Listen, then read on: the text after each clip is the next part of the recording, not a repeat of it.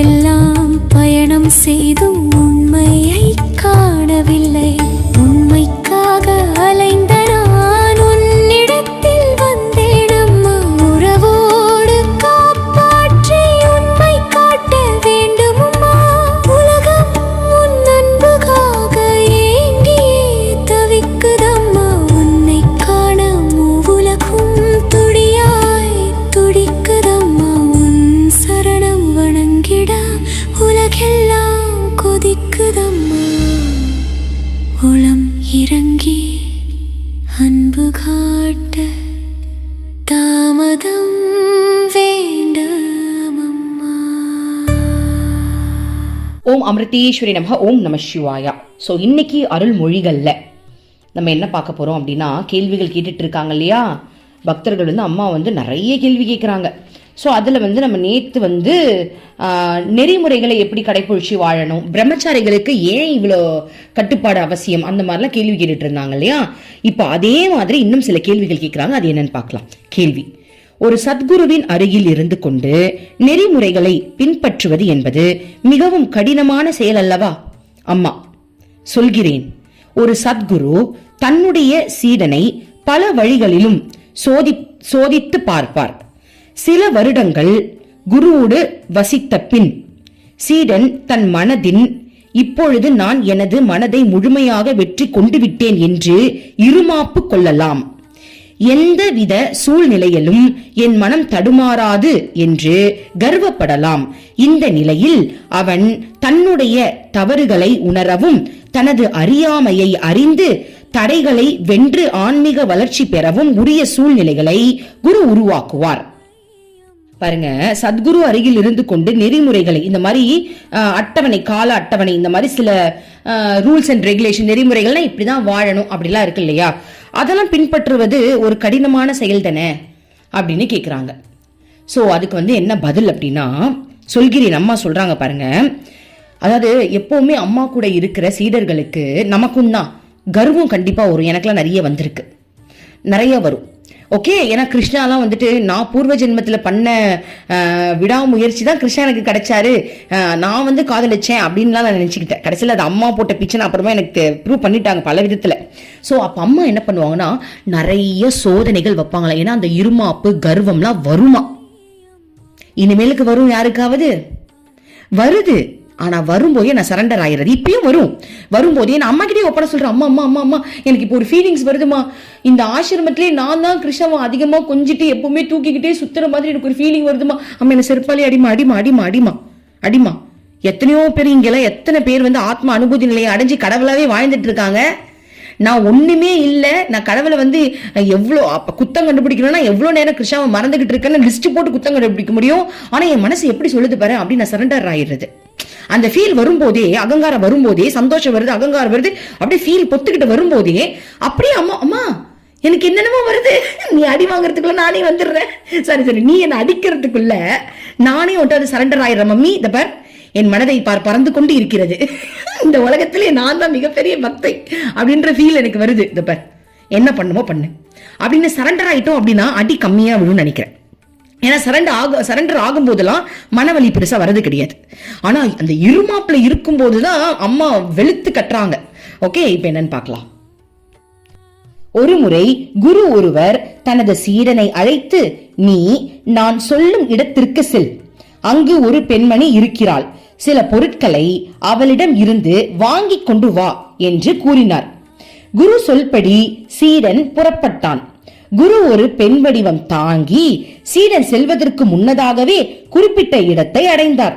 அந்த பெண்ணை கண்ட சீடன் மனக்கட்டுப்பாட்டை இழந்ததும் அவளுக்கு அடிமையாகிவிட்டான். அவள் அவனிடம் பல கட்டளைகள் இட்டாள். அவள் இட்ட உத்தரவுகளை சீடனும் அப்படியே பின்பற்றினான். தன் தேவைகள் அனைத்தையும் பூர்த்தியான பின் அந்த பெண் சீடனின் முதுகில் பளீரென அறைந்துவிட்டு அங்கிருந்து மறைந்து விட்டாள். அவமானத்துடன் சீடன் ஒன்றும் நடக்காதது போல் குருவிடம் திரும்பி வந்தான். சீடனை கண்ட குரு அவனிடம் உன் முதுகில் என்ன என்று கேட்டார். சீடன் என்ன பதில் சொல்வது என்று தெரியாமல் பயத்தால் அவமானத்தால் ஒன்றும் பேசாமல் கூனி குறுகி நின்றான். அதற்கு பிறகு குரு அங்கு நடந்தவற்றை விவரித்து பெண் வடிவம் தாங்கி வந்தது தாம்தான் என்பதையும் கூறினார். சீடனுக்கு அவனது மனநிலையை விளக்கியதுடன் அவன் தன் பலவீனத்தை உணருமாறு செய்தார். சாதனையில் அவன் அதிக கவனம் செலுத்த வேண்டும் என்று அறிவுரை நல்கி அவனை அனுப்பி வைத்தார். சோ உன்னுடைய சாதனை பத்தலப்பா, நான் தான் வந்த பெண் வடிவம் தாங்கி, பொண்ணை பார்த்தோன்னு எல்லாத்தையும் மறந்துட்டியே, சரி கவலைப்படாத, இன்னும் நிறைய தவம் செய், அப்போ நிறைய நீ அந்த சாதனைகள் செய்ய செய்ய செய்ய செய்ய இந்த மாதிரியான சலனத்திலிருந்து நீ விடுபட முடியும். ஏன்னா மனம் ஒரு மாயை அல்லவா. ஸோ இதே மாதிரி திரும்ப இன்னொரு விஷயம் நடந்தா நீ அதுல இருந்து தப்பிச்சிருவ அப்படின்னு. ஆக்சுவலி இதுக்கு நம்ம அந்த குருக்கு ரொம்ப நன்றி சொல்லணும். எந்த அளவுக்கு தன்னுடைய சீடன் எல்லாத்தையும் கடக்கணும் அப்படின்றதுக்காக அவரே மாறு வேஷத்துல இந்த விஷயம் எல்லாம் செய்யறாரு. ஆக்சுவலி நம்ம பிரார்த்தனை பண்ணணும் அம்மா கிட்ட. நான் இன்னைக்கு காலையில தான் பிரார்த்தனை பண்ணேன். என்ன பண்ண அப்படின்னா, அம்மா நீ என்ன சொன்னாலும் நான் செய்யணுமா, அப்போ நீ இனிமேலுக்கு என்ன உரிமையா சொல்லணும். நீ இப்ப நான் ஒரு விஷயத்த செய்யணும் அப்படின்னா நீ என்கிட்ட உரிமையா சொல்லுமா, நீ சொல்றத நான் அப்படியே கேட்டு செய்யற மாதிரி என்ன நீங்க மாத்துங்கம்மா, உங்ககிட்ட நாங்க இன்னும் எங்களை அடுத்தடுத்த நிலைக்கு உயர்த்துங்க நம்ம கேட்கணும். ஏன்னா பாருங்க மணி அடிக்குது. அதாவது என்னன்னா, உண்மையான குரு சிஷ்ய உறவுன்றது இதுதான். நம்ம ஆக்சுவலி அம்மாவுக்கு ஓப்பனா நம்மள கொடுத்துடணும். அம்மா எனக்கு நிறைய அகங்காரம் இருக்கு, ஆணவம் இருக்கு, தற்பெருமை இருக்கு, எல்லாமே இருக்குமா, என்ன தயவு செஞ்சு என்ன டிங்கரிங் பெயிண்டிங் பண்ணி பக்குவப்படுத்துங்க, பதப்படுத்துங்க அப்படின்னு நம்ம ஓப்பனா அம்மாட்ட கொடுக்கணும். அம்மா என்ன சொல்றாங்க அப்படின்னா, இப்போ ஹாஸ்பிட்டல்ல கூட ஒரு சர்ஜரி பண்ணணும் அப்படின்னா மயக்க மருந்து போட்டுட்டு அந்த சர்ஜரி பண்ண முடியும், வலி இல்லாம சர்ஜரி பண்ண முடியும். ஆனா உன் மனசுல இருக்கிற அழுக்க நான் எடுக்கணும் அப்படின்னா நீ விழிப்புணர்வுல இருக்கும் போதுதான் அது பண்ண முடியும். நீ விழிப்புணர்வுல இருக்கும் போது அது பண்ணும்போது அந்த வலியை நீ அனுபவிச்சுதான் ஆகணும். அப்பதான் அதுல இருந்து வெளியே வர முடியும்னு அம்மா சொல்றாங்க. அப்ப அதுக்கெல்லாம் நம்ம தயாரா இருக்கணும். நம்ம அப்படி இருந்தாதான் நம்ம இறைவன் அடைய முடியும், இல்லைன்னா ஒண்ணுமே பண்ண முடியாது. சோ நம்ம சரண்டர் ஆகணும். அம்மா நீங்க எங்களை விட்டுறாதீங்கம்மா, அதாவது இந்த பொண்ணு அவ்வளவுதான், இதுக்கெல்லாம் இனிமேலுக்கு ஒன்றும் தேவை கிடையாது, இது இப்படியே கடக்கட்டும்லாம் நினைச்சிடாதீங்கம்மா. அம்மா நீங்க இருக்கும் போது, நீ காலியா இந்த பூமியில அவதாரம் எடுத்து இங்க வந்திருக்க, இந்த ஆப்பர்ச்சுனிட்டி நான் மிஸ் பண்ணிட்டேன்னா என்னை விட முட்டாள் வேற யாருமே கிடையாது. முட்டாள் என்பதற்கு சாட்சியா வேணா என் போர்டை தூக்கி வச்சு நீ 4 பேர்கிட்ட காட்டலாம். அதனால இப்படி ஒரு அவதாரம் இந்த பூமியில வந்திருக்கும் போதே அம்மா நான் உன்னுடைய சிஷ்யா ஆயிட்டேன், தயவு செஞ்சு எங்களை வழி நடத்தி எங்களை எப்படியாவது அடுத்தடுத்த நிலைக்கு கொண்டு போயிட்டே இருங்கம்மா, எங்களை விட்டுறாதீங்கம்மா. நம்ம தான் கேட்கணும், அம்மா கிட்ட நம்ம கேட்கணும். அப்பதான் அம்மா தயங்காம நம்மளுக்கு என்ன பண்ணுவாங்க அப்படின்னா, நம்ம அந்த இம்பார்ட்டன்ஸ் கொடுக்குறோம் இல்லையா குருவுக்கு, அப்போ நமக்குள்ள இருக்கிற அழுக்கை எடுக்கிறதுக்கு இந்த மாதிரி டெஸ்ட் எல்லாம் வைப்பாங்க. அம்மாவே நேர்ல வரலாம், நம்ம அகங்காரத்தை அழிக்கிறதுக்கு என்ன வேணாலும் பண்ணலாம், வேற வழி கிடையாது. பண்ணி அதெல்லாம் நம்ம அனுபவிச்சாதான் நம்ம அடுத்த நிலைக்கு உயர முடியும். என்ன அவமானம் ஆயிட போகுது நம்ம குரு. இப்ப இவர் போய் ஆக்சுவலா அந்த பொண்ணு கூட என்னென்ன பண்ணாரோ யாருக்கு தெரியும். இதுல லைட்டா தான் போட்டிருக்காங்க, குருவோடய ஜாலியா இருந்திருக்காரு. கடைசியில குரு அது நான் தாண்டா டே, நான் தாண்டா அப்படின்னு சொன்ன உடனே என்ன அவமான அசிங்கம் வந்துட போகுது. நம்ம குரு ஒன்னும் தப்பு கிடையாது. நம்ம பண்ற மிஸ்டேக்ஸ் எல்லாம் நேரா குரு கிட்டே போயிட்டு, இந்த மாதிரி நான் ஒரு தவறு பண்ணியிருக்கிறேன், இதை பண்ணாமல் நான் இன்னும் பாத்துக்கணும், அதை பண்றதுக்கு முன்னாடி நம்ம அம்மா என்ன வழி நடத்துன்னு வேண்டிக்கிட்டோம் அப்படின்னா நம்ம தவறே பண்ண மாட்டோம் இல்ல, ஓரளவுக்கு அம்மா காப்பாத்திக்கிட்டே இருப்பாங்க. சோ குரு கிட்ட நம்மள முழுமையா கொடுக்கணும். நல்லா கவனிச்சுக்கோங்க, குரு கிட்ட நம்மள முழுமையா அப்படியே ஓப்பனா, அம்மா இங்க பாருங்க எங்கெங்க அழுக்கு இருக்கு எல்லாத்தையும் கழுவி நீங்க தேய்ச்சி கழுவுங்க, என்ன வேணாலும் பண்ணுங்க, ஆனா என்னை எப்படியாவது இறைவன் கிட்ட கொண்டு போய் சேர்த்துருங்க நம்ம பிரார்த்தனை பண்ணணும். இதுதான் உண்மையான பிரார்த்தனை. ஓகேவா? சரி, அடுத்தது பார்க்கலாம். பாருங்க, செம்ம காமெடியா இருக்கு ஒரு விஷயம். அம்மா சொல்றாங்க, எல்லா வழிகளிலும் குரு சீடனை பரிசோதித்து பார்ப்பார். பாருங்க, பெண்கள் இருக்கும் அறைக்குள் சீடனை வைத்து பூட்டுவார். இவனுக்கு சலனம் ஏதாவது வருதா, இல்ல அவன் ஸ்டில் கடவுள் மேலதான் அவனுக்கு அந்த விருப்பம் இருக்கா, பாருங்க எப்படிலாம் டெஸ்ட் பண்றாங்க பாருங்க. நான் சொன்னல, குரு கண்ணா பின்னான்னு நம்மள வெளுத்து கட்டுவாங்க, பயங்கரமா டெஸ்ட் பண்ணுவாங்க, வெளில தூக்கி போடுவாங்க. பாருங்க அது சொல்றாங்க பாருங்க, பெண்கள் இருக்கும் அறைக்குள் சீடனை வைத்து பூட்டுவார். ஒரு சிறிய தவறுக்காக விசித்திரமான வழிகளில் பல முறை மன்னிப்பு கேட்க வைப்பார்.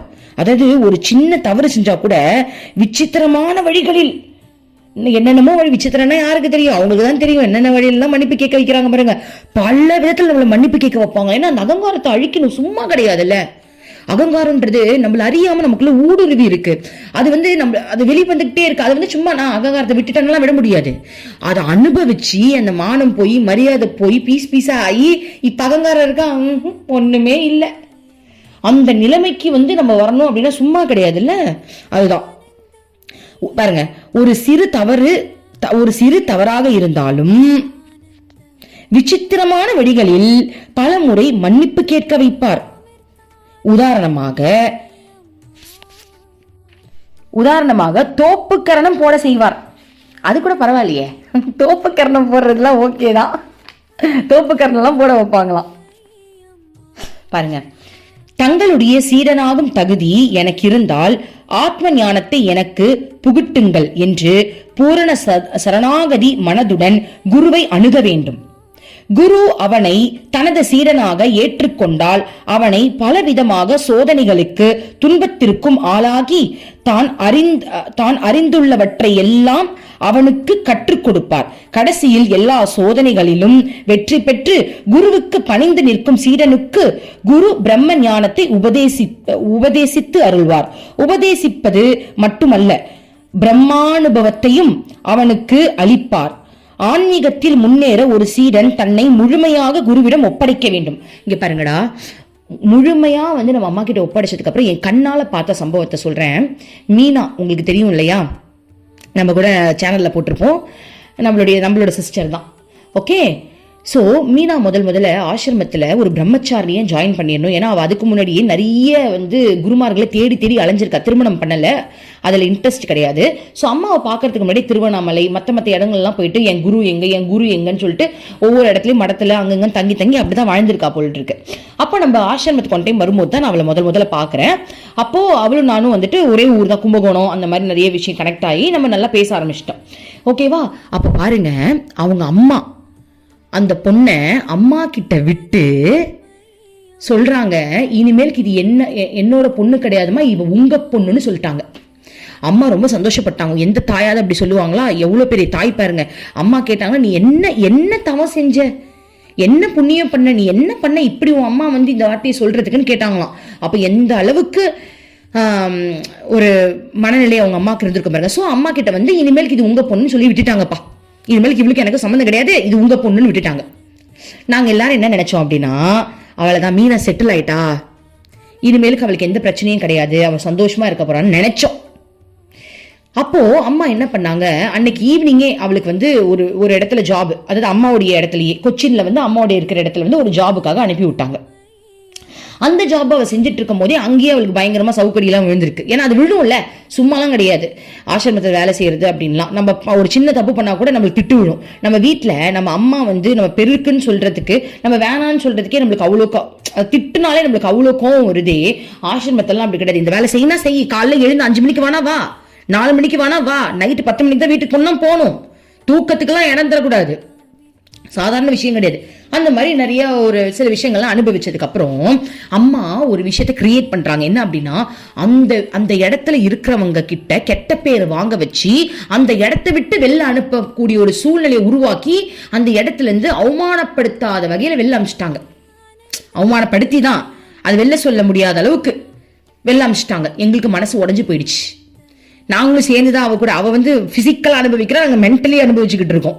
ஆனா அவளுக்கு தான் அதிக பாதிப்பு. எங்களுக்கு என்ன ஒரு 5% பாதிப்பா இருக்கும், அவளுக்கு ஒரு 100% அவ அனுபவிக்கிறாள். நாங்க ஜஸ்ட் கேட்கறதுக்கே எங்க மனசு வெளிச்சுதானே பாத்துக்கோங்க. ஓகே, ஸோ ஒரே ஃபீலிங் ஆயிடுச்சு. அதுக்கப்புறம் என்னாச்சு, திரும்ப ஆசிரமம் வந்தாச்சு. ஆசிரமம் வந்ததுக்கு அப்புறம் என்ன ஆச்சு அப்படின்னா, ஆசிரமத்துல இருக்கிறவங்க கிட்டலாம் இவளை பத்தி தப்பா ஒரு விஷயம் பரவுது. அப்படியே ஹூனு ஊதி விட்டா பரவும் தெரியுமா, அப்படி பரவி மீனாவா வந்துட்டா இவளை எப்படியாவது ஆசிரமத்தை துரத்திடணும் அளவுக்கு, புரியுதா? அந்த மாதிரி ஒரு அம்மா தான் கிரியேட் பண்றாங்க. குரு சும்மா கிடையாது இல்ல, இதெல்லாம் நம்ம கண்டிப்பா நம்ம எடுத்துக்கணும். பாருங்க, அந்த மாதிரி ஒரு விஷயத்தை கிரியேட் பண்ணி நடு ராத்திரியில ஆசிரமத்தை விட்டு போலீஸ்காரங்களே வெளில துரத்துற அளவுக்கு ஒரு சூழ்நிலை உருவாயிடுச்சு. இதெல்லாம் அம்மா ரூம்ல இருந்து அம்மா தெரியாமையா இருக்கும். அந்த போலீஸாவே வந்ததே அம்மா தான், குரு தான். ஓகேவா? அப்போ அந்த நேரத்துல நடுராத்துல வெளில அனுப்பல, அப்படி பண்ணல. என்ன சொல்லிட்டாங்க அப்படின்னா, ஒரு 11 மணிக்கு நீ நாளைக்கு காலையில 6 மணி விடியறதுக்குள்ள நீ ஆசிரமத்துட்டு வெளில போயிடணும் அப்படின்னு ஒரு சூழ்நிலை வந்துச்சு. அவ வெளில வந்துட்டா. வெளில வந்ததுக்கு அப்புறம் திருவண்ணாமலையில 14 நாள் தவறு இருந்திருக்கா. யார் வீட்டுக்கு போல அங்கதான் நான் தங்குவேன் அங்க இருந்திருக்கா. அதுக்கப்புறம் திரும்பவும் ஆசிரமத்துக்குள்ள வந்திருக்கா. வந்த உடனே அம்மா ஏத்துக்கிட்டதுக்கு அப்புறம் யாரெல்லாம் அனுப்புனாங்களோ அவங்க எல்லாம் திட்டாங்க. இதெல்லாம் ஒரு பிளான் தான், ஒரு கேம் தான் இல்லையா, இவங்களை அணைக்கிறது திட்டுறது அதெல்லாம் ஒரு கேம். ஓகே, அப்படியே திட்டுற மாதிரி திட்டினாங்க. அப்படியே அம்மா எல்லாரையும் ஏன் அவளை வெளில அனுப்புனீங்க அப்படியே திட்டுற மாதிரி எல்லாம் பண்ணிட்டு அதுக்கப்புறம் நீ வந்துட்டு தங்கம் இங்கேயே இருந்துட்டாங்க. அப்புறம் அங்க இருந்ததுக்கு அப்புறம் ஒரு சாமா விளக்குற வேலையில போய் விட்டாங்க. சாமா விளக்குறது ஒரு நல்ல வேலை தான் நினைச்சிட்டா, அதாவது ஆசிரமத்துக்கு எத்தனை பேர் வருவாங்க, அதுவும் நிறைய பேர் வர டைம்ல போனதுனால காலில் பாத்திரம் விளக்க ஆரம்பிச்சா நைட்டு வரைக்கும் அந்த தண்ணியில நின்று பாத்திரம் விளக்கி காலெல்லாம் பொத்துக்குச்சு, காலெல்லாம் ஓட்டையா விழுந்துருச்சு. இவரால் நடக்க முடியல, நிக்க முடியல. அப்போ என்ன பண்றாங்க அப்படின்னா, நீ இன்னைக்கு வேலை செஞ்சுதான் ஆகணும், நீ இல்லைன்னா வேலைக்கு ஆள் கிடையாது, செஞ்சுதான் ஆகணும், வலுக்கட்டாயமா போற மாதிரியான ஒரு சூழ்நிலையை உருவாக்கி அவளை அங்க வேலைக்கு போக வச்சாங்க. ஓகேவா. அப்புறம் ஒரு ஸ்டேஜ்ல அங்க இருக்கிற டாக்டரே சொல்லிட்டாங்க, இல்லம்மா கால் பொத்துக்கிச்சு, இனிமேல் நீ பொண்ணை செப்டிக் ஆயிட்டு போவாதுன்ட்டாங்க. அதுக்கப்புறம் நாங்க ஃபோன் பண்ணி சொல்லிட்டோம் வர முடியாதுன்ட்டு. அப்போ அவ ரொம்ப அப்செட் ஆகி எங்க எல்லாருக்குமே ஒரு கேள்வி வந்துச்சு, அம்மா இதெல்லாம் பார்த்துட்டு தானே இருக்காங்க, எப்படி அம்மா இதை பார்த்துக்கிட்டு இருக்காங்க? எங்களுக்கு கோவம், நீ மட்டும் சொகுசா ஒரு ரூம்ல ஜாலியா உட்கார்ந்துட்டு இருக்க, நாங்க மட்டும் இப்படி அலைஞ்சிட்டு கிடக்கணுமான்ற அளவுக்கு கோவம் வந்துச்சு குரு மேல, அம்மா மேலதான். ஓகேவா. அப்போ நாங்க அவளுக்கு என்ன பண்ண, அப்ப கூட நாங்க அவளுக்கு அந்த மாதிரி கவலை இருக்கும் போது நாங்க என்ன பண்ணிட்டு இருந்தோம், அம்மா இது செஞ்சா நல்லதுக்கு தான் இருக்கும், நீ கவலைப்படாத, அம்மா பார்த்துட்டு தான் இருக்காங்க, அம்மா ஏதோ பண்றாங்க, அம்மா வேற ஏதோ பண்ணிட்டு இருக்காங்க அப்படின்னு நாங்க எல்லாரும் மனசை தேத்திக்கிட்டே இருந்தோம். அவளும் தேத்திக்கிட்டே தான் அந்த குரு விடவ முடியும், மனசை தேத்திக்கிட்டே இருந்தா. அதாவது குரு நேர்ல பண்ணல, இவளுக்கு வேற ஆள் வச்சு பண்றாங்க பாருங்க குரு, நம்ம குரு. சரியா. சோ இந்த மாதிரி விஷயம் நடந்ததுக்கு அப்புறம் அவ ஒட்டுமொத்த கர்மாவையும் கழிச்சு அவளுக்கு ஒரு சின்ன வேலை இந்த உலகத்துல இருக்கு போல் இருக்கு, அந்த வேலைக்காக இப்ப அனுப்பி வச்சிருக்காங்க. அந்த வேலை முடிஞ்சோடனே அம்மா திரும்ப கூப்பிட்டுக்கிறேன்னு சொல்லிட்டாங்க, நீங்க பிரம்மச்சாரினி நீ வந்துருவேன்னு சொல்லிட்டாங்க. அந்த வேலைக்காக அனுப்பி வச்சிருக்காங்க. அந்த வேலையில இவதான் லீடர். அதாவது என்னன்னா படம் எடுக்கிறா, அவதான் டைரக்டர். புரியுதுங்களா. ஒரு டைரக்டரா இருந்து படம் எடுக்கிறா அப்படின்னா அவ சொல்றதுதான் அங்க சட்டம். கதை ஆசிரியர்ல இருந்து டைரக்ஷன்ல இருந்து எல்லாம் அவங்கதான். அப்போ அம்மா பாருங்க அவ்வளவு பெரிய கர்மா அவங்க கழிச்சு இப்ப இந்த பொசிஷன் ஏன் கொடுத்திருக்காங்க, இன்னும் சில விஷயங்கள் இதுல கத்துக்க வேண்டியது இருக்கலாம். ஓகேவா. இங்க இன்னும் கர்மாவை கழிக்க வேண்டியது இருக்கலாம், இன்னும் செய்ய வேண்டிய கடமையை விட்டுட்டு தானே பிரம்மச்சாரியா போக முடியும், இஷ்டத்துக்கு போயிட முடியுமா? பூர்வ ஜென்ம வாசனை இருக்கலாம், அதெல்லாம் நீக்க வைக்கலாம். சோ அதெல்லாம் நீக்கிட்டு வா அப்படின்ற மாதிரி அம்மா இதை முடிச்சுட்டு நீ பிரம்மச்சாரியா வந்துருன்ற அளவுக்கு அம்மா சொல்லியிருக்காங்க. அப்படின்னா ஒரு குரு என் கண்ணில் பார்த்த வரைக்கும் நான் சொல்றேன், நான் ஆக்சுவலி உங்களுக்கு சொன்ன விதம் ரொம்ப கம்மி. இதை அனுபவிக்கும் போது இந்த மனசுல பட்ட வலி வேதனை சும்மா கிடையாதுப்பா, அனுபவிச்ச அவளுக்கு அதிகமா இருக்கும். அதை கேட்ட எனக்கே இங்க தாங்க முடியாம இருந்தது தெரியுமா, கேட்ட எனக்கே மனசு வலி தாங்க முடியாம அப்படியே மனசெல்லாம் வலிச்சுது, தாங்க முடியல. நான் குடும்ப வாழ்க்கையில இருக்கிறதுனால எனக்கு கம்மியா தான் அம்மா கொடுக்குறா, பிரம்மச்சாரிகளா போறவங்களுக்கு அதிகமா கொடுக்குறா. ஏன்னா அவங்களுக்கு அதை தவிர்த்து வேற வேலையே கிடையாது பாருங்க. நான் குடும்பத்துல இருக்கிறதுனால குழந்தைய பார்க்கணும், நானே உட்காந்துட்டேன்னா யார் குழந்தைய பாக்குறது, ஹஸ்பண்ட் பாக்குறது, யார் நம்ம உலக கடமைகளை பாக்குறது, அதனால கொஞ்சம் கம்மியா கொடுக்குறா போல் இருக்கு. ஆனா பிரம்மச்சாரிகளா வரவங்களுக்கு வச்சு வெளுத்து கட்டுறாங்க. சோ நான் கம்மியா தான் சொல்லியிருக்கேன். ஆனா அந்த விஷயம் கேட்கும் போதெல்லாம் ஹார்ட் வலிச்சுது. ஒவ்வொரு தடவையும் இந்த மாதிரி தூக்கி எரிஞ்சிட்டாங்க, நியாயம் அப்படி எப்படி நம்ம ஃபீல், நியாயமே இங்க இல்ல, தர்மமே செத்து போயிடுச்சுன்ற அளவுக்கு நம்மளுக்கு ஒரு கவலை வரும். அம்மா இருக்கிற இடத்துல இந்த மாதிரி ஒரு சூழ்நிலையா, அம்மா இறைவன் இருக்கிற இடத்துல எனக்கு இந்த மாதிரி. இப்ப இப்படி எடுத்துக்கலாம், சுதாமா இருக்காரு இல்லையா, கிருஷ்ணனுடைய நண்பன் சுதாமா, குசேலர்னு சொல்லலாம். சுதாமா அவருக்கு எவ்வளவு அவமானம் நடந்துச்சு, எவ்வளவு தர்மம் இல்லாம நடந்துட்டாங்க, நியாயம் இல்லாம எவ்வளவு நடந்துட்டாங்க, எவ்வளவு அவமானப்படுத்தினாங்க, எவ்வளவு அசிங்கப்படுத்தினாங்க. ஒரு கடவுள் இருக்கிற இடத்துல இவ்வளவு அவமானமா, கடவுள் எடுக்கிற இடத்துல இவ்வளவு அசிங்கமா. கடைசியில அவர் தான் ரோல் மாடலா காட்டினாரு கிருஷ்ணர், எல்லாருக்கும் ஃப்ரெண்ட்ஷிப்னா என்னன்றதை காட்டினார். சோ கடவுள் எந்த லீல வேணா நடத்துவாங்க, அதுவும் குரு சொல்லவே வேணாம். குரு இப்ப இந்த புக்ல இருக்கிறத நான் கண்ணால எங்க பார்த்தனோ அந்த விஷயத்தை தான் உங்களுக்கு சொன்னேன். அப்போ இவளுக்கே இவ்வளவு நடந்திருக்கே, நான் நினைச்சு பார்த்தேன், இவளுக்கே இப்படி நடந்திருக்கே, அம்மா பக்கத்துல நின்றுட்டு இருக்கவங்களுக்கு என்ன நடந்திருக்கும்? எல்லாருக்கும் நடந்திருக்கும், எல்லாருக்கும் நடந்திருக்கும், ஒருத்தரிடம் நடந்திருக்கும்.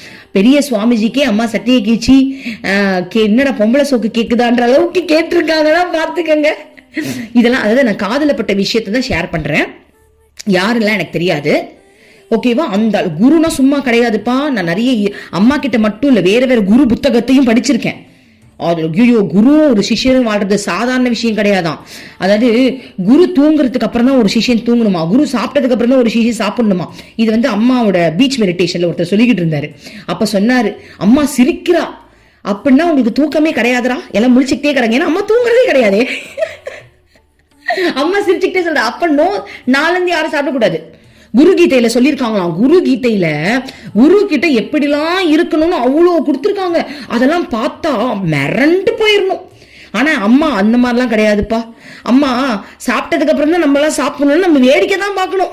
அம்மா எப்ப சாப்பிடுவாங்கன்னு வேடிக்கை பார்த்துக்கிட்டு இருக்கணும். மம்மி கொஞ்சம் சாப்பிட்றீங்களா, நாங்க சாப்பிடணுன்ற அளவுக்கு.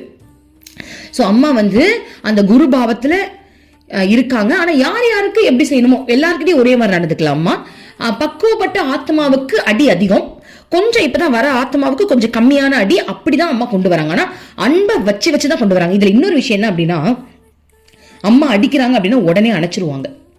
அதுதான் ஹைலைட். அதுக்காகவே எவ்வளவு அடி வேணாலும் வாங்கலாம்னு இருக்கும்.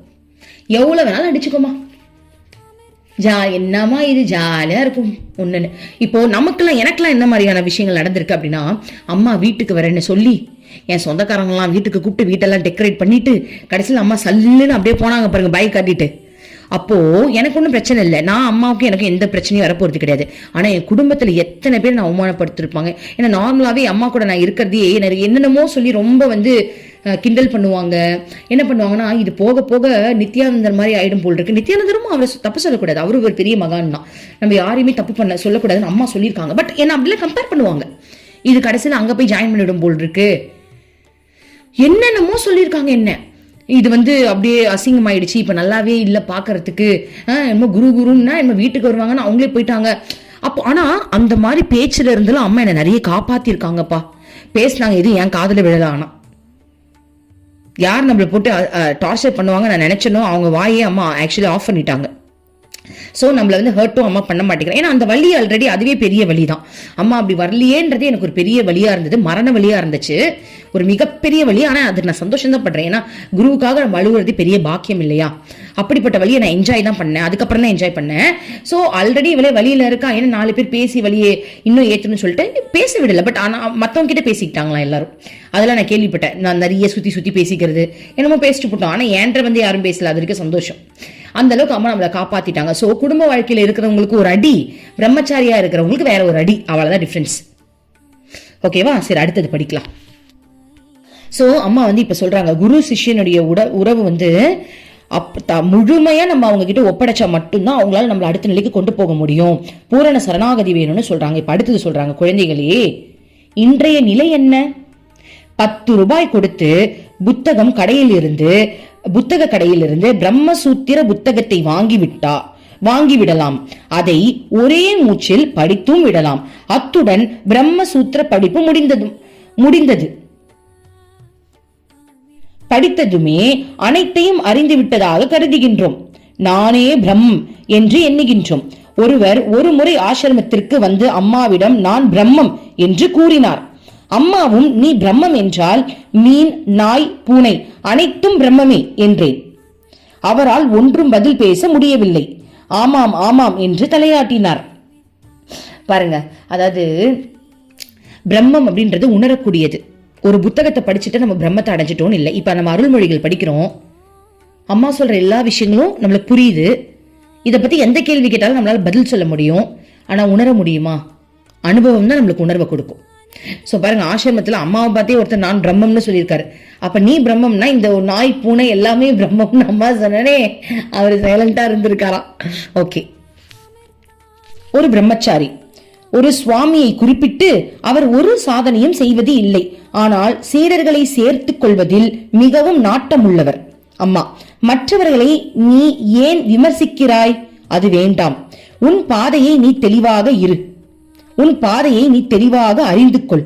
தயவு செய்து என் குழந்தைகள் யாரும் சீடர்களை தேடும் முயற்சியில் இறங்க வேண்டாம். நேரம் கிடைக்கும் போதெல்லாம் சாதனை செய்யுங்கள். ஆத்ம ஞானம் பெற முயற்சி செய்யுங்கள். ஆத்ம ஞானம் பெற்றுவிட்டால் அதற்கு பிறகு அனைத்தும் உங்களை தேடி தானே வரும். இப்போது நீங்கள் செய்ய வேண்டியதெல்லாம் கழிவறையில் அமர்ந்திருக்கும் போது தியானிப்பதே ஆகும். பாருங்க, அம்மா சொல்றாங்க, முதல்ல வந்து அம்மாவுடைய சீடன் ஆயிட்டேன், எனக்கு இன்னும் நிறைய சீடர்கள் வேணும், நான் கொஞ்சம் ஃபேமஸ் ஆகணும் தயவு செஞ்சு நினைக்காது. அந்த மாதிரி என் குழந்தைங்களுக்கு என்ன வேண்டாம். முதல்ல நீங்களாம் தியானத்துல எப்படி முன்னேறது, கடவுளை இன்னும் எப்படி நினைக்கிறது, கழிவறையில இருக்கும் போது கூட கடவுளை எப்படி நினைக்கிறதுன்னு நீங்க முயற்சி செய்யுங்க. ஆக்சுவலி இதை நான் படிச்சு நான் பாத்ரூம் போகும்போது அம்மாவோட போட்டோ ஒட்டி வச்சிடுறேன். உண்மையா சொல்றேன், பாத்ரூம்ல இருந்துட்டே அம்மாவை பார்த்து பேசுறது தான். வேற என்ன பண்றது? அம்மா குரு, என் குரு சொல்றதை நான் செஞ்சுதானே ஆகணும். அதுல இருந்து நான் பாத்ரூம் போனாலே அம்மாவை பார்த்து பேசிக்கிட்டே தான் போய், இல்ல தீட்சை மந்திரம் சொல்லிட்டு கிடப்பேன். என்ன பண்றது? என் குரு சொல்லிட்டா நான் செய்யறேன், அவ்வளவுதான். ஓகே. எதை அடைய வேண்டுமோ அதை அடைய முயற்சி செய்யவே இந்த பிறவி நமக்கு வாய்த்துள்ளது. இந்த உடல் ஒரு வியாபாரம் செய்யும் கடை போன்றது. இது வியாபாரத்தில் நாம் அடையும் லாபம் ஆத்மாவை அறிவதே. மனித பிறவியின் நோக்கம் ஆத்மாவை அறிந்து கொள்வதே. எதை நாம் மறக்க கூடாதோ அதை மறந்துவிட்டோம். ஸோ அம்மா என்ன சொல்றாங்க, உன் பேரு புகழ், நான் அங்க 4 பேர்கிட்ட நான் ஃபேமஸ் ஆகணும், இங்க 4 பேர்கிட்ட நான் ஃபேமஸ் ஆகி உலகத்துல ஒரு பெரிய ஒரு இதுக்கு வரணும், தயவு செஞ்சு இதெல்லாம் பண்ணாத. ஸோ அம்மா என்ன சொல்றாங்கன்னா, உன்னுடைய உடம்பு ஒரு வியாபாரம் செய்யும் கடை போலையாம். இதுல வர லாபமே நீ ஆத்மா அனுபூதி அடைஞ்சிருக்காயா, ஆத்மாவை பற்றி தெரிஞ்சுக்கிட்டாயா. மனித பிறவியின் நோக்கமே அந்த ஆத்மாவை அறியறது தானா. ஆனா இப்ப நம்ம அது எல்லாத்தையும் மறந்துட்டு இந்த உலகத்துல 4 பேருக்கு நம்ம ஹிட் ஆகணும், ஃபேமஸ் ஆகணும்ன்றதுல மட்டும் ஃபோக்கஸ் பண்றோம். அது கூடாது, அது கூடவே கூடாது. அதுதான் அம்மா சொல்றாங்க, நீ இறைவன் அடையிறதுக்கான வழியப்பார், மற்றதெல்லாம் உனக்கு அதுக்குதான் நீ பிறந்த, அதை முதல்ல கரெக்டா புடின்றாங்க. ஓகே. ஒரு முறை குரு ஒருவர் தனது சீடனை அழைத்து, நீ நான் சொல்லும் இடத்திற்கு செல், அங்கு ஒரு பெண்மணி இருக்கிறாள், சில பொருட்களை அவளிடம் இருந்து வாங்கி கொண்டு வா என்று கூறினார். குரு சொல்படி சீடன் புறப்பட்டான். குரு ஒரு பெண் வடிவம் தாங்கி சீடன் செல்வதற்கு முன்னதாகவே குறிப்பிட்ட இடத்தை அடைந்தார். அந்த பெண்ணை கண்ட சீடன் மனக்கட்டுப்பாட்டை இழந்ததும் அவளுக்கு அடிமையாகிவிட்டான். அவள் அவனிடம் பல கட்டளைகள் இட்டாள். அவள் இட்ட உத்தரவுகளை சீடனும் அப்படியே பின்பற்றினான். தன் தேவைகள் அனைத்தையும் பூர்த்தியான பின் அந்த பெண் சீடனின் முதுகில் பளீரென அரைந்துவிட்டு அங்கிருந்து மறைந்து விட்டாள். அவமானத்துடன் சீடன் ஒன்றும் நடக்காதது போல் குருவிடம் திரும்பி வந்தான். சீடனை கண்ட குரு அவனிடம், உன் முதுகில் என்ன என்று கேட்டார். சீடன் என்ன பதில் சொல்வது என்று தெரியாமல் பயத்தால் அவமானத்தால் ஒன்றும் பேசாமல் கூனி குறுகி நின்றான். அதற்கு பிறகு குரு அங்கு நடந்தவற்றை விவரித்து பெண் வடிவம் தாங்கி வந்தது தாம்தான் என்பதையும் கூறினார். சீடனுக்கு அவனது மனநிலையை விளக்கியதுடன் அவன் தன் பலவீனத்தை உணருமாறு செய்தார். சாதனையில் அவன் அதிக கவனம் செலுத்த வேண்டும் என்று அறிவுரை நல்கி அவனை அனுப்பி வைத்தார். ஸோ உன்னுடைய சாதனை பத்தலப்பா, நான் தான் வந்த பெண் வடிவம் தாங்கி, பொண்ணை பார்த்தோன்னு எல்லாத்தையும் மறந்துட்டியே. சரி, கவலைப்படாத, இன்னும் நிறைய தவம் செய். அப்போது நிறைய நீ அந்த சாதனைகள் செய்ய செய்ய செய்ய செய்ய இந்த மாதிரியான சலனத்திலிருந்து நீ விடுபட முடியும். ஏன்னா மனம் ஒரு மாயை அல்லவா. ஸோ இதே மாதிரி திரும்ப இன்னொரு விஷயம் நடந்தால் நீ அதுலேருந்து தப்பிச்சிருவ அப்படின்னு. ஆக்சுவலி இதுக்கு நம்ம அந்த குருக்கு ரொம்ப நன்றி சொல்லணும். எந்த அளவுக்கு தன்னுடைய சீடன் எல்லாத்தையும் கடக்கணும் அப்படின்றதுக்காக அவரே மாறு வேஷத்தில் இந்த விஷயம்லாம் செய்கிறாரு. ஆக்சுவலி நம்ம பிரார்த்தனை பண்ணணும் அம்மா கிட்ட. நான் இன்னைக்கு காலையில் தான் பிரார்த்தனை பண்ணேன். என்ன பண்ணேன் அப்படின்னா, அம்மா நீ என்ன சொன்னாலும் நான் செய்யணுமா, அப்போது நீ இனிமேலுக்கு என்ன உரிமையாக சொல்லணும். நீ இப்போ நான் ஒரு விஷயத்த செய்யணும் அப்படின்னா நீ என்கிட்ட உரிமையாக சொல்லுமா. நீ சொல்கிறத நான் அப்படியே கேட்டு செய்கிற மாதிரி என்னை நீங்கள் மாற்றுங்கம்மா. உங்ககிட்ட நாங்கள் இன்னும் எங்களை அடுத்தடுத்த நிலைக்கு உயர்த்துங்க நம்ம கேட்கணும். ஏன்னா பாருங்க மணி அடிக்குது. அதாவது என்னன்னா, உண்மையான குரு சிஷ்ய உறவுன்றது இதுதான். நம்ம ஆக்சுவலி அம்மாவுக்கு ஓப்பனாக நம்மளை கொடுத்துடணும். அம்மா எனக்கு நிறைய அகங்காரம் இருக்குது, ஆணவம் இருக்குது, தற்பெருமை இருக்குது, எல்லாமே இருக்குமா. என்னை தயவு செஞ்சு என்னை டிங்கரிங் பெயிண்டிங் பண்ணி பக்குவப்படுத்துங்க, பதப்படுத்துங்க அப்படின்னு நம்ம ஓப்பனாக அம்மாட்ட கொடுக்கணும். அம்மா என்ன சொல்கிறாங்க அப்படின்னா, இப்போ ஹாஸ்பிட்டலில் கூட ஒரு சர்ஜரி பண்ணணும் அப்படின்னா மயக்க மருந்து போட்டுட்டு அந்த சர்ஜரி பண்ண முடியும், வலி இல்லாமல் சர்ஜரி பண்ண முடியும். ஆனால் உன் மனசில் இருக்கிற அழுக்க நான் எடுக்கணும் அப்படின்னா நீ விழிப்புணர்வில் இருக்கும்போது தான் அது பண்ண முடியும். நீ விழிப்புணர்வில் இருக்கும்போது அது பண்ணும்போது அந்த வலியை நீ அனுபவிச்சு தான் ஆகணும். அப்போ தான் அதுலேருந்து வெளியே வர முடியும்னு அம்மா சொல்கிறாங்க. அப்போ அதுக்கெலாம் நம்ம தயாராக இருக்கணும். நம்ம அப்படி இருந்தால் தான் நம்ம இறைவனை அடைய முடியும், இல்லைனா ஒன்றுமே பண்ண முடியாது. ஸோ நம்ம சரண்டர் ஆகணும். அம்மா நீங்கள் எங்களை விட்டுறாதீங்கம்மா, அதாவது இந்த பொண்ணு அவ்வளோதான், இதுக்கெல்லாம் இனிமேலுக்கு ஒன்றும் தேவை கிடையாது, இது இப்படியே கிடக்கட்டும்லாம் நினச்சிடாதீங்கம்மா. அம்மா நீங்கள் இருக்கும்போது, நீ காலியாக இந்த பூமியில் அவதாரம் எடுத்து இங்கே வந்திருக்க, இந்த ஆப்பர்ச்சுனிட்டி நான் மிஸ் பண்ணிட்டேன்னா என்னை விட முட்டாள் வேற யாருமே கிடையாது. முட்டாள் என்பதற்கு சாட்சியாக வேணா என் போர்டை தூக்கி வச்சு நீ 4 பேர்கிட்ட காட்டலாம். அதனால இப்படி ஒரு அவதாரம் இந்த பூமியில் வந்திருக்கும் போதே அம்மா நான் உன்னுடைய சிஷ்யாக ஆயிட்டேன், தயவு செஞ்சு எங்களை வழி நடத்தி எங்களை எப்படியாவது அடுத்தடுத்த நிலைக்கு கொண்டு போயிட்டே இருங்கம்மா, எங்களை விட்டுறாதீங்கம்மா. நம்ம தான் கேட்கணும், அம்மா கிட்ட நம்ம கேட்கணும். அப்போ தான் அம்மா வந்து தயங்காமல் நம்மளுக்கு என்ன பண்ணுவாங்க அப்படின்னா, நம்ம அந்த இம்பார்ட்டன்ஸ் கொடுக்குறோம் இல்லையா குருவுக்கு, அப்போது நமக்குள்ளே இருக்கிற அழுக்கை எடுக்கிறதுக்கு இந்த மாதிரி டெஸ்ட்லாம் வைப்பாங்க. அம்மாவே நேரில் வரலாம், நம்ம அகங்காரத்தை அழிக்கிறதுக்கு என்ன வேணாலும் பண்ணலாம், வேறு வழி கிடையாது. பண்ணி அதெல்லாம் நம்ம அனுபவிச்சாதான் நம்ம அடுத்த நிலைக்கு உயர முடியும். என்ன அவமானம் ஆகிட போகுது நம்ம குரு. இப்போ இவர் போய் ஆக்சுவலாக அந்த பொண்ணு கூட என்னென்ன பண்ணாரோ யாருக்கு தெரியும். இதில் லைட்டாக தான் போட்டிருக்காங்க, குருவோடையே ஜாலியாக இருந்திருக்காரு. கடைசியில் குரு அது நான் தாண்டா டேய், நான் தாண்டா அப்படின்னு சொன்ன உடனே என்ன அவமானம் அசிங்கம் வந்துட போகுது. நம்ம குரு ஒன்றும் தப்பு கிடையாது. நம்ம பண்ணுற மிஸ்டேக்ஸ் எல்லாம் நேராக குருக்கிட்டே போயிட்டு இந்த மாதிரி நான் ஒரு தவறு பண்ணியிருக்கிறேன், இதை பண்ணாமல் நான் இன்னும் பார்த்துக்கணும், அதை பண்ணுறதுக்கு முன்னாடியே நம்ம வந்து அம்மா என்னை வழி நடத்துன்னு வேண்டிக்கிட்டோம் அப்படின்னா நம்ம தவறே பண்ண மாட்டோம் இல்லை, ஓரளவுக்கு அம்மா வந்து காப்பாற்றிக்கிட்டே இருப்பாங்க. ஸோ குரு கிட்ட நம்மளை முழுமையாக கொடுக்கணும். நல்லா கவனிச்சுக்கோங்க, குரு கிட்ட நம்மளை முழுமையாக அப்படியே ஓப்பனாக அம்மா இங்கே பாருங்கள் எங்கெங்கே அழுக்கு இருக்குது எல்லாத்தையும் கழுவி நீங்கள் வந்து தேய்ச்சி கழுவுங்க, என்ன வேணாலும் பண்ணுங்க, ஆனால் என்னை எப்படியாவது இறைவன்கிட்ட கொண்டு போய் சேர்த்துருங்க நம்ம பிரார்த்தனை பண்ணணும். இதுதான் உண்மையான பிரார்த்தனை. ஓகேவா? சரி, அடுத்தது பார்க்கலாம். பாருங்க, செம காமெடியா இருக்க ஒரு விஷயம் அம்மா சொல்றாங்க. எல்லா வழிகளிலும் குரு சீடனை பரிசோதித்து பார்ப்பார். பாருங்க, பெண்கள் இருக்கும் அறைக்குள் சீடனை வைத்து பூட்டுவார். இவனுக்கு சலனம் ஏதாவது வருதா, இல்லை வந்து அவன் வந்து ஸ்டில் வந்து கடவுள் மேலே தான் அவனுக்கு அந்த விருப்பம் இருக்கா, பாருங்கள் எப்படிலாம் டெஸ்ட் பண்ணுறாங்க பாருங்கள். நான் சொன்னல, குரு வந்து கண்ணா பின்னான்னு நம்மளை வந்து வெளுத்து கட்டுவாங்க, பயங்கரமாக டெஸ்ட் பண்ணுவாங்க, வெளில தூக்கி போடுவாங்க பாருங்கள். அதை சொல்கிறாங்க பாருங்கள். பெண்கள் இருக்கும் அறைக்குள் சீடனை வைத்து பூட்டுவார்.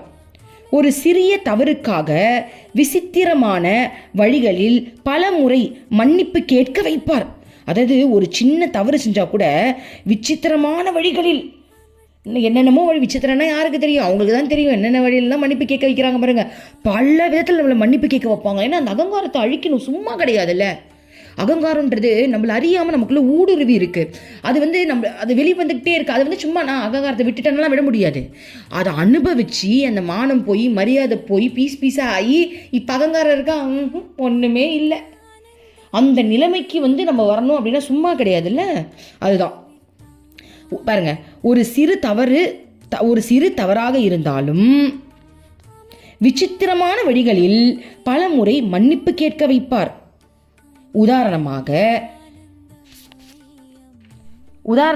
தோப்புக்கரணம் போட செய்வார். அது கூட பரவாயில்லையே, தோப்புக்கரணம் போடுறதுலாம் ஓகே தான், தோப்புக்கரணம்லாம் போட வைப்பாங்களாம்.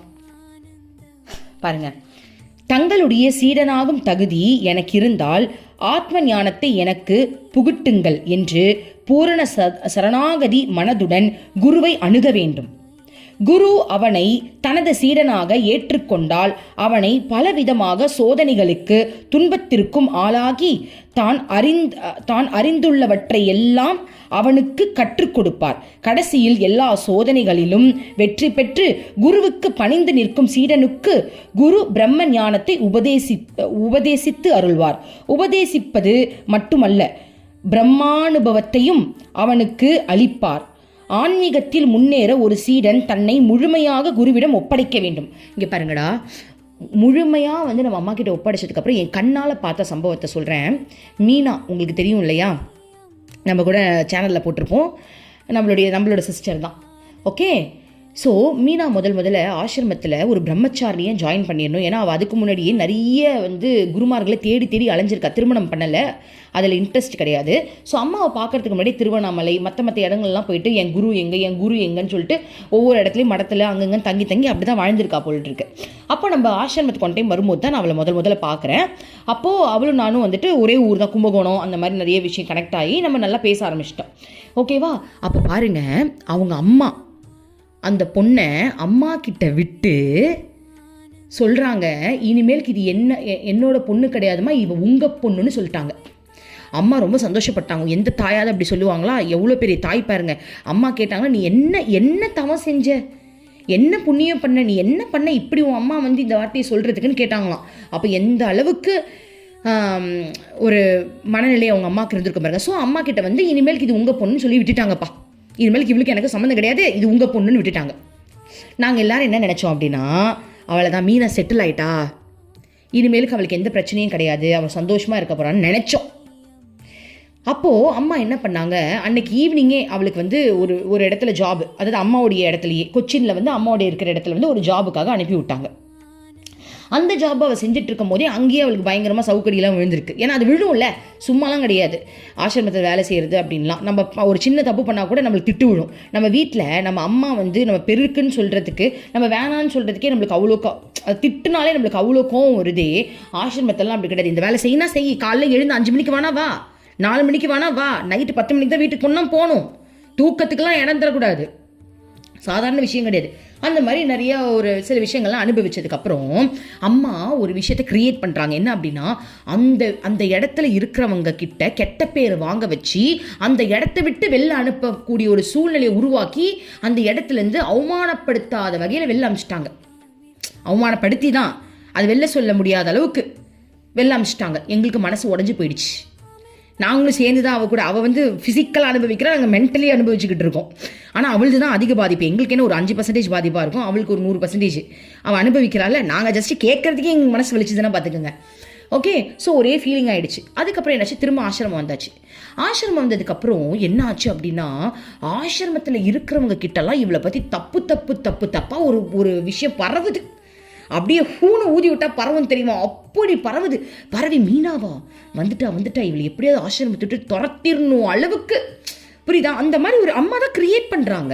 குரு சும்மா கிடையாதுல்ல, இதெல்லாம் நம்ம இதெல்லாம் நம்ம கண்டிப்பாக நம்ம எடுத்துக்கணும். பாருங்க, அந்த மாதிரி ஒரு விஷயத்தை கிரியேட் பண்ணி நடு ராத்திரியில் ஆசிரமத்தை விட்டு போலீஸ்காரங்களே வெளில துரத்துற அளவுக்கு ஒரு சூழ்நிலை உருவாயிடுச்சு. இதெல்லாம் அம்மா ரூமில் இருந்து அம்மா தெரியாமையே இருக்கும். அந்த போலீஸாகவே வந்ததே அம்மா தான், குரு தான். ஓகேவா? அப்போது அந்த நேரத்தில் நடுராத்தில் வெளில அனுப்பலை, அப்படி பண்ணலை. என்ன சொல்லிட்டாங்க அப்படின்னா, ஒரு 11 மணிக்கு நீ நாளைக்கு காலையில் 6 மணி விடியறதுக்குள்ளே நீ ஆசிரமத்துட்டு வெளில போயிடணும் அப்படின்னு ஒரு சூழ்நிலை வந்துருச்சு. அவள் வெளில வந்ததுக்கப்புறம் திருவண்ணாமலையில் 14 நாள் தவறந்திருக்கா. யார் வீட்டுக்கும் போல அங்கே தான் நான் தங்குவேன், அங்கே இருந்திருக்கா. அதுக்கப்புறம் திரும்பவும் ஆசிரமத்துக்குள்ளே வந்திருக்கா. வந்தோடனே அம்மா ஏற்றுக்கிட்டதுக்கப்புறம் யாரெல்லாம் அனுப்புனாங்களோ அவங்களாம் திட்டாங்க. இதெல்லாம் ஒரு பிளான் தான், ஒரு கேம் தான் இல்லையா? இவங்களை அணைக்கிறது, திட்டுறது, அதெல்லாம் ஒரு கேமு. ஓகே, அப்படியே திட்டுற மாதிரி திட்டினாங்க. அப்படியே அம்மா எல்லாரையும் ஏன் அவளை வெளில அனுப்புனீங்க அப்படியே திட்டுற மாதிரி எல்லாம் பண்ணிவிட்டு, அதுக்கப்புறம் நீ இப்படி தங்கம் இங்கேயே இருந்துட்டாங்க. அப்புறம் அங்கே இருந்ததுக்கப்புறம் ஒரு சாமா விளக்குற வேலையில் போய் விட்டாங்க. சாமா விளக்குறது ஒரு நல்ல வேலை தான் நினச்சிட்டா, அதாவது ஆசிரமத்துக்கு எத்தனை பேர் வருவாங்க, அதுவும் நிறைய பேர் வர டைமில் போனதுனால காலில் பாத்திரம் விளக்க ஆரம்பித்தா நைட்டு வரைக்கும் அந்த தண்ணியில் நின்று பாத்திரம் விளக்கி காலெல்லாம் பொத்துக்குச்சு, காலெல்லாம் ஓட்டையாக விழுந்துருச்சு. இவளால் நடக்க முடியல, நிற்க முடியல. அப்போ என்ன பண்ணுறாங்க அப்படின்னா, நீ இன்னைக்கு வேலை செஞ்சு தான் ஆகணும், நீ இல்லைன்னா வேலைக்கு ஆள் கிடையாது, செஞ்சு தான் ஆகணும், வலுக்கட்டாயமாக போகிற மாதிரியான ஒரு சூழ்நிலையை உருவாக்கி அவளை அங்கே வேலைக்கு போக வச்சாங்க. ஓகேவா? அப்புறம் ஒரு ஸ்டேஜில் அங்கே இருக்கிற டாக்டரே சொல்லிட்டாங்க, இல்லைம்மா கால் பொத்துக்கிச்சு, இனிமேல் நீ பொண்ணை செப்டிக் ஆகிட்டு போவாதுன்ட்டாங்க. அதுக்கப்புறம் நாங்கள் ஃபோன் பண்ணி சொல்லிட்டோம் வர முடியாதுன்ட்டு. அப்போது அவள் ரொம்ப அப்செட் ஆகி எங்கள் எல்லாருக்குமே ஒரு கேள்வி வந்துச்சு, அம்மா இதெல்லாம் பார்த்துட்டு தானே இருக்காங்க, எப்படி அம்மா இதை பார்த்துக்கிட்டு இருக்காங்க? எங்களுக்கு கோவம் நீ மட்டும் சொகுசாக ஒரு ரூமில் ஜாலியாக உட்காந்துட்டு இருக்க, நாங்கள் மட்டும் இப்படி அலைஞ்சிட்டு கிடக்கணுமான்ற அளவுக்கு கோவம்லாம் வந்துச்சு குரு மேலே, அம்மா மேலே தான். ஓகேவா? அப்போது நாங்கள் அவளுக்கு என்ன பண்ணி அப்போ கூட அவளுக்கு அந்த மாதிரி கவலை இருக்கும் போது நாங்கள் என்ன பண்ணிட்டு இருந்தோம், அம்மா இது செஞ்சாலும் நல்லதுக்கு தான் இருக்கும், நீ கவலைப்படாத, அம்மா பார்த்துட்டு தான் இருக்காங்க, அம்மா ஏதோ பண்ணுறாங்க, அம்மா வேறு ஏதோ பண்ணிட்டு இருக்காங்க அப்படின்னு நாங்கள் எல்லாரும் மனசை தேத்திக்கிட்டே இருந்தோம். அவளும் தேத்திக்கிட்டே தான் அந்த குரு விடவா முடியும்? மனசை வந்து தேத்திக்கிட்டே இருந்தா. அதாவது குரு வந்து நேரில் பண்ணல, இவளுக்கு வர ஆள் வச்சு பண்ணுறாங்க பாருங்க குரு, நம்ம குரு, சரியா?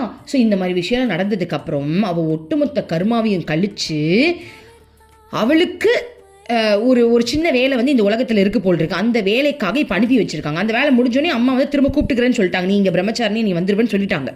அந்த வேலைக்காக அனுப்பி வச்சிருக்காங்க. அந்த வேலையில் இவ தான் லீட்ரு. அதாவது என்னன்னா, படம் எடுக்கிறா, அவள் தான் டேரக்டர். புரியுதுங்களா? ஒரு டேரக்டராக இருந்து படம் எடுக்கிறா அப்படின்னா அவள் சொல்கிறது தான் அங்கே சட்டம். கதை ஆசிரியர்லேருந்து டைரக்ஷன்லேருந்து எல்லாம் அவங்க தான். அப்போது அம்மா பாருங்க, அவ்வளோ பெரிய கர்மா அவங்க கழிச்சு இப்போ இந்த பொசிஷனை ஏன் கொடுத்துருக்காங்க? இன்னும் சில விஷயங்கள் இதில் கற்றுக்க வேண்டியது இருக்கலாம். ஓகேவா? இங்கே இன்னும் கர்மாவை கழிக்க வேண்டியது இருக்கலாம். இன்னும் செய்ய வேண்டிய கடமையை விட்டுட்டு தானே பிரம்மச்சாரியாக போக முடியும். இஷ்டத்துக்கு போயிட முடியுமா? பூர்வ ஜென்ம வாசனை இருக்கலாம், அதெல்லாம் நீக்க வைக்கலாம். ஸோ அதெல்லாம் நீக்கிட்டு வா அப்படின்ற மாதிரி அம்மா இதை முடிச்சுட்டு நீ பிரம்மச்சாரியாக வந்துருன்ற அளவுக்கு அம்மா வந்து சொல்லியிருக்காங்க. அப்படின்னா ஒரு குரு என் கண்ணில் பார்த்த வரைக்கும் நான் சொல்கிறேன், நான் ஆக்சுவலி உங்களுக்கு சொன்ன விதம் ரொம்ப கம்மி. இதை அனுபவிக்கும் போது இந்த மனசில் பட்ட வலி வேதனை சும்மா கிடையாதுப்பா. அனுபவிச்ச அவளுக்கு அதிகமாக இருக்கும். அதை கேட்ட எனக்கே இங்கே தாங்க முடியாமல் இருந்தது தெரியுமா? கேட்ட எனக்கே மனசு வலி தாங்க முடியாமல் அப்படியே மனசெல்லாம் வலிச்சுது, தாங்க முடியல. நான் குடும்ப வாழ்க்கையில் இருக்கிறதுனால எனக்கு கம்மியாக தான் அம்மா கொடுக்குறா. பிரம்மச்சாரிகளாக போகிறவங்களுக்கு அதிகமாக கொடுக்குறா. ஏன்னா அவங்களுக்கு அதை தவிர்த்து வேறு வேலையே கிடையாது பாருங்க. நான் குடும்பத்தில் இருக்கிறனால குழந்தைய பார்க்கணும். நானே உட்காந்துட்டேன்னா யார் குழந்தைய பார்க்கறது, ஹஸ்பண்டை பார்க்கறது, யார் நம்ம உலக கடமைகளை பார்க்குறது. அதனால கொஞ்சம் கம்மியாக கொடுக்குறா போல் இருக்கு. ஆனால் பிரம்மச்சாரிகளாக வரவங்களுக்கு வச்சு வெளுத்து கட்டுறாங்க. ஸோ நான் கம்மியாக தான் சொல்லியிருக்கேன். ஆனால் அந்த விஷயம் கேட்கும் போதெல்லாம் ஹார்ட்டு வலிச்சுது. ஒவ்வொரு தடவையும் இந்த மாதிரி தூக்கி எரிஞ்சிட்டாங்க. நியாயம் அப்போ எப்படி நம்ம ஃபீல், நியாயமே இங்கே இல்லை, தர்மமே செத்து போயிடுச்சுன்ற அளவுக்கு நம்மளுக்கு ஒரு கவலை வரும். அம்மா இருக்கிற இடத்துல இந்த மாதிரி ஒரு சூழ்நிலையா? அம்மா இறைவன் இருக்கிற இடத்துல எனக்கு இந்த மாதிரி. இப்போ இப்போ இப்படி எடுத்துக்கலாம். சுதாமா இருக்கார் இல்லையா, கிருஷ்ணனுடைய நண்பன் சுதாமா, குசேலர்னு சொல்லலாம். சுதாமா அவருக்கு எவ்வளோ அவமானம் நடந்துச்சு, எவ்வளோ தர்மம் இல்லாமல் நடந்துக்கிட்டாங்க, நியாயம் இல்லாமல் எவ்வளோ நடந்துக்கிட்டாங்க, எவ்வளோ அவமானப்படுத்தினாங்க, எவ்வளோ அசிங்கப்படுத்தினாங்க. ஒரு கடவுள் இருக்கிற இடத்துல இவ்வளோ அவமானமா? கடவுள் எடுக்கிற இடத்துல இவ்வளோ அசிங்கமா? கடைசியில் அவர் தான் ரோல் மாடலாக காட்டினார் கிருஷ்ணர். எல்லாருக்கும் ஃப்ரெண்ட்ஷிப்னா என்னன்றதை காட்டினார். ஸோ கடவுள் எந்த லீலை வேணால் நடத்துவாங்க. அதுவும் குரு சொல்லவே வேணாம். குரு வந்து இப்போ இந்த புக்கில் இருக்கிறத நான் கண்ணால் எங்கே பார்த்தனோ அந்த விஷயத்தை தான் உங்களுக்கு சொன்னேன்.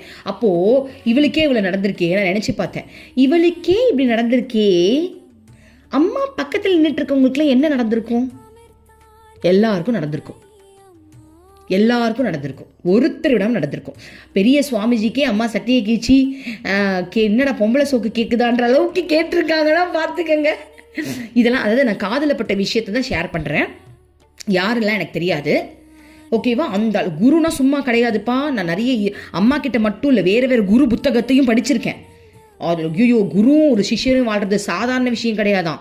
அதாவது குரு தூங்குறதுக்கு அப்புறம் தான் ஒரு சிஷியன் தூங்கணுமா, குரு சாப்பிட்டதுக்கு அப்புறம் தான் ஒரு சிஷியன் சாப்பிடணுமா. இது வந்து அம்மாவோட பீச் மெடிடேஷனில் ஒருத்தர் சொல்லிக்கிட்டு இருந்தார். அப்போ சொன்னார், அம்மா சிரிக்கிறா அப்படின்னா உங்களுக்கு தூக்கமே கிடையாதுரா, எல்லாம் முழிச்சுக்கிட்டே கிடங்க. ஏன்னா அம்மா தூங்குறதே கிடையாதே. அம்மா சிரிச்சுக்கிட்டே சொல்ற. அப்போ நாலந்து யாரும் சாப்பிடக்கூடாது. குரு கீதையில் சொல்லியிருக்காங்களாம். குரு கிட்ட எப்படிலாம் இருக்கணும்னு அவ்வளோ கொடுத்துருக்காங்க. அதெல்லாம் பார்த்தா மிரண்டு போயிடணும். ஆனால் அம்மா அந்த மாதிரிலாம் கிடையாதுப்பா. அம்மா சாப்பிட்டதுக்கு அப்புறம் தான் நம்மளாம் சாப்பிடணும்னு நம்ம வேடிக்கை தான் பார்க்கணும். அம்மா எப்போ சாப்பிடுவாங்கன்னு வேடிக்கை பார்த்துக்கிட்டு இருக்கணும். மம்மி கொஞ்சம் சாப்பிட்றீங்களா, நாங்கள் சாப்பிடணுன்ற அளவுக்கு. ஸோ அம்மா வந்து அந்த குரு பாவத்தில் இருக்காங்க. ஆனால் யார் யாருக்கு எப்படி செய்யணுமோ எல்லாருக்கிட்டையும் ஒரே மாதிரி நடந்துக்கலாம்மா. பக்குவப்பட்ட ஆத்மாவுக்கு அடி அதிகம், கொஞ்சம் இப்போ தான் வர ஆத்மாவுக்கு கொஞ்சம் கம்மியான அடி, அப்படி தான் அம்மா கொண்டு வராங்க. ஆனால் அன்பை வச்சு தான் கொண்டு வராங்க. இதில் இன்னொரு விஷயம் என்ன அப்படின்னா, அம்மா அடிக்கிறாங்க அப்படின்னா உடனே அணைச்சிருவாங்க. அதுதான் ஹைலைட். அதுக்காகவே எவ்வளோ அடி வேணாலும் வாங்கலான்னு இருக்கும். எவ்வளோ வேணாலும் அடிச்சுக்கோமா, என்னம்மா இது ஜாலியாக இருக்கும் ஒன்றுன்னு. இப்போது எனக்கெல்லாம் என்ன மாதிரியான விஷயங்கள் நடந்திருக்கு அப்படின்னா, அம்மா வீட்டுக்கு வரேன்னு சொல்லி என் சொந்தக்காரங்களாம் வீட்டுக்கு கூப்பிட்டு வீட்டெல்லாம் டெக்கரேட் பண்ணிவிட்டு கடைசியில் அம்மா சல்லுன்னு அப்படியே போனாங்க பாருங்கள், பைக் காட்டிட்டு. அப்போது எனக்கு ஒன்றும் பிரச்சனை இல்லை, நான் அம்மாவுக்கு எனக்கு எந்த பிரச்சனையும் வரப்போகிறது கிடையாது. ஆனால் என் குடும்பத்தில் எத்தனை பேர் நான் அவமானப்படுத்திருப்பாங்க. ஏன்னா நார்மலாகவே அம்மா கூட நான் இருக்கிறதே என்னென்னமோ சொல்லி ரொம்ப வந்து கிண்டல் பண்ணுவாங்க. என்ன பண்ணுவாங்கன்னா, இது போக போக நித்யானந்தர் மாதிரி ஆகிடும் போல் இருக்குது. நித்யானந்தரும் அவரை தப்பு சொல்லக்கூடாது, அவரு ஒரு பெரிய மகான் தான், நம்ம யாரையுமே தப்பு சொல்லக்கூடாதுன்னு அம்மா சொல்லியிருக்காங்க. பட் என்ன அப்படிலாம் கம்பேர் பண்ணுவாங்க. இது கடைசியில் அங்கே போய் ஜாயின் பண்ணிவிடும் போல் இருக்கு. என்னென்னமோ சொல்லியிருக்காங்க. என்ன இது அப்படியே அசிங்கமாயிடுச்சு, இப்போ நல்லாவே இல்லை பார்க்கறதுக்கு, என்னமோ குருன்னா என்னமோ வீட்டுக்கு வருவாங்கன்னு அவங்களே போயிட்டாங்க. அப்போ ஆனால் அந்த மாதிரி பேச்சில் இருந்தெல்லாம் அம்மா என்னை நிறைய காப்பாற்றிருக்காங்கப்பா. பேசினாங்க, எதுவும் என் காதில் விழலாம். ஆனால் யார் நம்மளை போட்டு டார்ச்சர் பண்ணுவாங்க நான் நினச்சனோ அவங்க வாயே அம்மா ஆக்சுவலி ஆஃப் பண்ணிட்டாங்க. ஸோ நம்மளை ஹர்ட்டும் அம்மா பண்ண மாட்டேங்கிறேன். ஏன்னா அந்த வலி ஆல்ரெடி அதுவே பெரிய வலி தான். அம்மா அப்படி வரலையேன்றதே எனக்கு ஒரு பெரிய வலியாக இருந்தது, மரண வலியாக இருந்துச்சு, ஒரு மிகப்பெரிய வலி. ஆனால் அதுக்கு நான் சந்தோஷம் தான் படுறேன். ஏன்னா குருவுக்காக நம்ம அழுகுறது பெரிய பாக்கியம் இல்லையா? அப்படிப்பட்ட வழியை நான் என்ஜாய் தான் பண்ணேன், அதுக்கப்புறம் தான் என்ஜாய் பண்ணேன். ஸோ ஆல்ரெடி வழியில் இருக்கா, ஏன்னா 4 பேர் பேசி வழியை இன்னும் ஏற்றணும்னு சொல்லிட்டு பேச விடலை. பட் ஆனால் மற்றவங்க கிட்டே பேசிக்கிட்டாங்களாம் எல்லாரும். அதெல்லாம் நான் கேள்விப்பட்டேன். நான் நிறைய சுற்றி பேசிக்கிறது என்னமோ பேசிட்டு போட்டோம். ஆனால் என்கிட்ட யாரும் பேசல, அது வரைக்கும் சந்தோஷம். அந்தளவுக்கு அம்மா நம்மளை காப்பாற்றிட்டாங்க. ஸோ குடும்ப வாழ்க்கையில் இருக்கிறவங்களுக்கு ஒரு அடி, பிரம்மச்சாரியாக இருக்கிறவங்களுக்கு வேற ஒரு அடி, அவ்வளோதான் டிஃப்ரென்ஸ். ஓகேவா? சரி, அடுத்தது படிக்கலாம். ஸோ அம்மா இப்போ சொல்கிறாங்க, குரு சிஷ்யனுடைய உறவு முழுமையாக நம்ம அவங்கக்கிட்ட ஒப்படைச்சா மட்டும்தான் அவங்களால நம்மளை அடுத்த நிலைக்கு கொண்டு போக முடியும். பூரண சரணாகதி வேணும்னு சொல்கிறாங்க. இப்போ அடுத்தது சொல்கிறாங்க, குழந்தைகளே, இன்றைய நிலை என்ன? 10 ரூபாய் கொடுத்து புத்தக கடையிலிருந்து பிரம்மசூத்திர புத்தகத்தை வாங்கிவிடலாம். அதை ஒரே மூச்சில் படித்தும் விடலாம். அத்துடன் பிரம்மசூத்திர படிப்பு முடிந்தது. படித்ததுமே அனைத்தையும் அறிந்து விட்டதாக கருதுகின்றோம். நானே பிரம்மம் என்று எண்ணுகின்றோம். ஒருவர் ஒரு முறை ஆசிரமத்திற்கு அம்மாவிடம் நான் பிரம்மம் என்று கூறினார். அம்மாவும் நீ பிரம்மம் என்றால் மீன், நாய், பூனை அனைத்தும் பிரம்மமே என்றேன். அவரால் ஒன்றும் பதில் பேச முடியவில்லை. ஆமாம் ஆமாம் என்று தலையாட்டினார். பாருங்க, அதாவது பிரம்மம் அப்படின்றது உணரக்கூடியது. ஒரு புத்தகத்தை படிச்சுட்டு நம்ம பிரம்மத்தை அடைஞ்சிட்டோன்னு இல்லை. இப்போ நம்ம அருள்மொழிகள் படிக்கிறோம், அம்மா சொல்கிற எல்லா விஷயங்களும் நம்மளுக்கு புரியுது. இதை பற்றி எந்த கேள்வி கேட்டாலும் நம்மளால் பதில் சொல்ல முடியும். ஆனால் உணர முடியுமா? அனுபவம் தான் நம்மளுக்கு உணர்வை கொடுக்கும். ஸோ பாருங்கள், ஆசிரமத்தில் அம்மாவை பார்த்தே ஒருத்தர் நான் பிரம்மம்னு சொல்லியிருக்காரு. அப்போ நீ பிரம்மம்னா இந்த நாய், பூனை எல்லாமே பிரம்மம்னு அம்மா சொன்னனே, அவர் சைலண்ட்டாக இருந்திருக்காராம். ஓகே. ஒரு பிரம்மச்சாரி ஒரு சுவாமியை குறிப்பிட்டு அவர் ஒரு சாதனையும் செய்வது இல்லை, ஆனால் சீடர்களை சேர்த்து கொள்வதில் மிகவும் நாட்டமுள்ளவர். அம்மா, மற்றவர்களை நீ ஏன் விமர்சிக்கிறாய்? அது வேண்டாம். உன் பாதையை நீ தெளிவாக அறிந்து கொள். தயவு செய்து என் குழந்தைகள் யாரும் சீடர்களை தேடும் முயற்சியில் இறங்க வேண்டாம். நேரம் கிடைக்கும் போதெல்லாம் சாதனை செய்யுங்கள். ஆத்ம ஞானம் பெற முயற்சி செய்யுங்கள். ஆத்ம ஞானம் பெற்றுவிட்டால் அதற்கு பிறகு அனைத்தும் உங்களை தேடி தானே வரும். இப்போது நீங்கள் செய்ய வேண்டியதெல்லாம் கழிவறையில் அமர்ந்திருக்கும் போது தியானிப்பதே ஆகும். பாருங்க, அம்மா சொல்றாங்க, முதல்ல அம்மாவுடைய சீடன் ஆயிட்டேன், எனக்கு இன்னும் நிறைய சீடர்கள் வேணும், நான் கொஞ்சம் ஃபேமஸ் ஆகணும்னு தயவு செஞ்சு நினைக்காது. அந்த மாதிரி என் குழந்தைங்களுக்கு என்ன வேண்டாம். முதல்ல நீங்களாம் தியானத்தில் எப்படி முன்னேறது, கடவுளை இன்னும் எப்படி நினைக்கிறது, கழிவறையில் இருக்கும் போது கூட கடவுளை எப்படி நினைக்கிறதுன்னு நீங்கள் முயற்சி செய்யுங்க. ஆக்சுவலி இதை நான் படித்து நான் பாத்ரூம் போகும்போது அம்மாவோட ஃபோட்டோ ஒட்டி வச்சிடுறேன். உண்மையாக சொல்கிறேன், பாத்ரூமில் இருந்துகிட்டே அம்மாவை பார்த்து பேசுறது தான். வேறு என்ன பண்ணுறது? அம்மா குரு, என் குரு சொல்கிறத நான் செஞ்சு தானே ஆகணும். அதுலேருந்து நான் பாத்ரூம் போனாலே அம்மாவை பார்த்து பேசிக்கிட்டே தான் போய், இல்லை தீட்சை மந்திரம் சொல்லிட்டு கிடப்பேன். என்ன பண்ணுறது? என் குரு சொல்லிட்டா நான் செய்கிறேன், அவ்வளோதான். ஓகே. எதை அடைய வேண்டுமோ அதை அடைய முயற்சி செய்யவே இந்த பிறவி நமக்கு வாய்த்துள்ளது. இந்த உடல் ஒரு வியாபாரம் செய்யும் கடை போன்றது. இது வியாபாரத்தில் நாம் அடையும் லாபம் ஆத்மாவை அறிவதே. மனித பிறவியின் நோக்கம் ஆத்மாவை அறிந்து கொள்வதே. எதை நாம் மறக்கக்கூடாதோ அதை மறந்துவிட்டோம். ஸோ அம்மா என்ன சொல்கிறாங்க, உன் பேர் புகழ், நான் அங்கே 4 பேர்கிட்ட நான் ஃபேமஸ் ஆகணும், இங்கே 4 பேர்கிட்ட நான் ஃபேமஸ் ஆகி உலகத்தில் ஒரு பெரிய ஒரு இதுக்கு வரணும், தயவு செஞ்சு இதெல்லாம் பண்ணாத. ஸோ அம்மா என்ன சொல்கிறாங்கன்னா, உன்னுடைய உடம்பு ஒரு வியாபாரம் செய்யும் கடை போலையாம். இதில் வர லாபமே நீ ஆத்மா அனுபூதி அடைஞ்சிருக்காயா, ஆத்மாவை பற்றி தெரிஞ்சுக்கிட்டாயா. மனித பிறவியின் நோக்கமே அந்த ஆத்மாவை அறியறது தானா. ஆனால் இப்போ நம்ம அது எல்லாத்தையும் மறந்துட்டு இந்த உலகத்தில் 4 பேருக்கு நம்ம ஹிட் ஆகணும், ஃபேமஸ் ஆகணுன்றதில் மட்டும் ஃபோக்கஸ் பண்ணுறோம். அது கூடவே கூடாது. அதுதான் அம்மா சொல்கிறாங்க, நீ இறைவன் அடையிறதுக்கான வழியப்பார், மற்றதெல்லாம் உனக்கு அதுக்கு தான் நீ பிறந்த, அதை முதல்ல கரெக்டாக புடின்றாங்க. ஓகே. மனமே உனக்கு சொந்தம் ஒருவரும் இல்லை என்ற உண்மையை ஒரு நாளும் நீ மறந்திடாதே.